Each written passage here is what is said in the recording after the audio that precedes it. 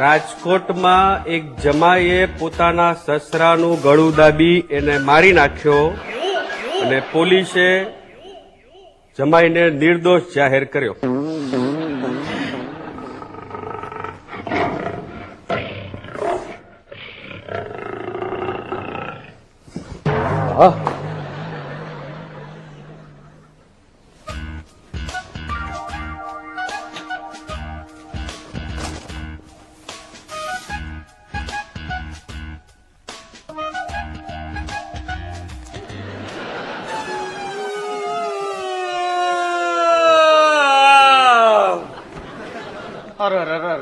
હવાર હવારમાં આવા કુંભકર્ણના બગા ઈ આવી ફક્કડ મજાની ચા પીતા પીતા. અરે જમાઈ રાજ, મારે તમારું શું કરવું? હજી કઈ કરવાનું બાકી છે? મને તમારો જમાઈ બનાવી અને 18 જન્મનું વેર વાળ્યું છે તમે. ઈ તો મોટી મોકાણ છે ને. અરે મારો તો જીવ બળી જાય. તમારા કરતા કાઠિયાવાડમાંથી હું કોકને ગોતી આવ્યો હોત ને તો આમ પાટું મારીને પાણામાંથી પાણી કાઢત. કેવી રીતે?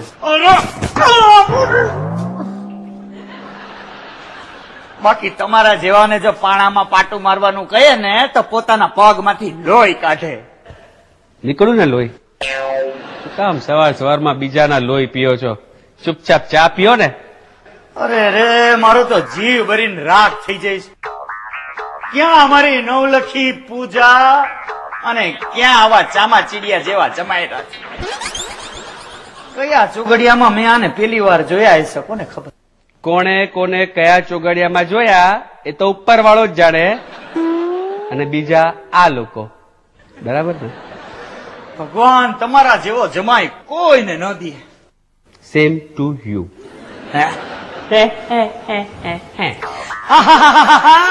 શું વાત છે?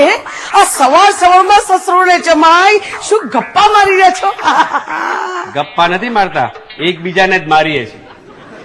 ના ના, એટલે વેવાણ હું શું કેતો હતો કે ગયા ભવે મેં કેટલા સારા પુણ્ય કર્યા હશે, ત્યારે આ ભવમાં મને આવા હીરા જેવા જમાઈ રાજા મળ્યા. કાગડાએ તો મોરની કળા કરી. 1 મિનિટમાં કેવી પાટલી બદલી લીધી. હે, રાક્ષસોમાં એ વખાણવા જેવી ક્વોલિટી હોય છે. અરે રે ભાઈ, નસીબદાર તો અમે કહેવાઈએ કે પૂજા જેવી સમજદાર છોકરી અમારા ઘરમાં આવી. પૂજા સમજદાર છે? મને તો ખબર જ નહોતી. તમને ખબર હતી? અરે પૂજા અમારા ઘરમાં આવીને આ વેરણ છેરણ ઘરને ઠેકાણે પાડ્યું છે અને આ ધંધડા વગર એના ધણીને સંભાળીને બેઠી છે. બિચારી મારી છોકરી.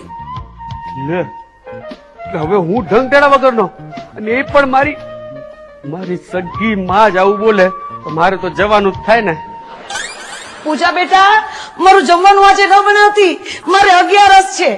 ઓહો, વેવાણ એટલે તમે 11 કરવાના છે? તો મને થાય છે કે તમારી ભેગા ભેગ હું 11 કરી નાખું, થોડુંક પુણ્ય મને મળી જાય. તમે તો રેવા જ દેજો. આ 5 મણની કાયા ભૂખી રહી જ ના શકે.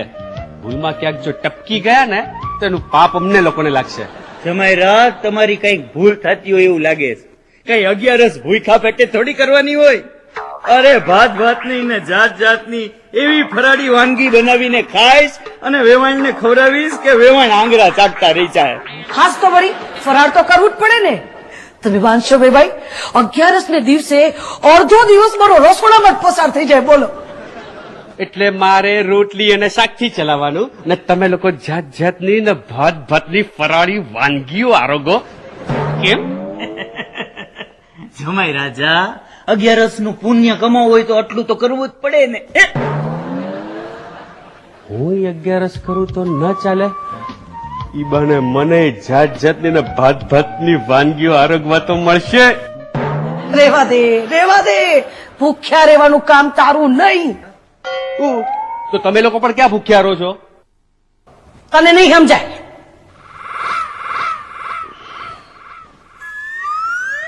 હું આ લોકો સાથે શું કામ જીભા જોડી કરું છું ને એ જ નથી સમજાતું. પણ આ 11 નું રહસ્ય સમજાણું નહીં. તમને સમજાય તો મને જરૂર કહેજો. જાઓ જવાનો સમય થઈ ગયો. તો તમે મારા સસરા બન્યા ને ત્યારથી મારો સમય પાકી જ ગયો છે. આહાહાહા, વેવાય વેવાય, શું તમારા હાથનું જમવાનું છે? હું તો રાજીના રેડ થઈ ગઈ. એ ને રાજગરાનો શીરો ને રાજગરાના થેપલા, માથેથી મોરૈયાની ખીચડી, સૂકી ભાજી ને કેસરવાળું દૂધ તો લટકામાં. આહ! વેવાણ 11 કરવાની ને તો હરખી રીતે કરવાની, તો જ મજા આવે. બોલો. મારા બિચારા પરાગની નારાજગી સાચી હો. એ બિચારો ટિફિનમાં રોટલી અને કોબીનું શાક લઈ ગયો છે અને અહીંયા મારી સાસુ અને એના સસરા આ મિજબાની માણે છે. બોલો. કેમ ભાઈ બહુ વહેલો આવી ગયો? બોસે નોકરી માટે કાઢી મૂક્યો કે હું? કે પછી પૂજાએ વેલણનો મસ્ત ઉપયોગ કરીને ઘરમાંથી કાઢી મૂક્યા. કે પછી તારે બસ બેન્ડ્રા એક ક્લાયન્ટ ને ત્યાં ગયેલો, ત્યાંથી ગુટલી મારીને સીધો ઘર આવી ગયો. મેં તને એ જ કહેતો છું કે આ તારું ઘર નથી, આ મારું ઘર છે.